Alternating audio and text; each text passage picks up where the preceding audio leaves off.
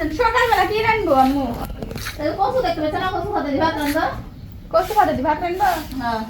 আচ্ছা।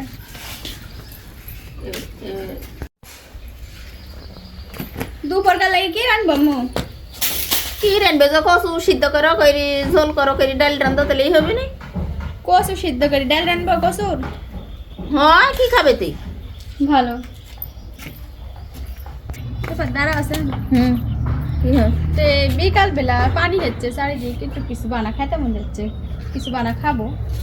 তো ইয়ে করো একটু গাটা সাইনি কচু কুচু কুচু কুচু করে কাইটি সুন্দর ইয়ে করে বড়া বানাও তাহলেই খাওয়া হবে সুন্দর সন্ধ্যাবেলা। কচু কচু কচু করে হ্যাঁ কিছু খাইতে মন যাচ্ছে।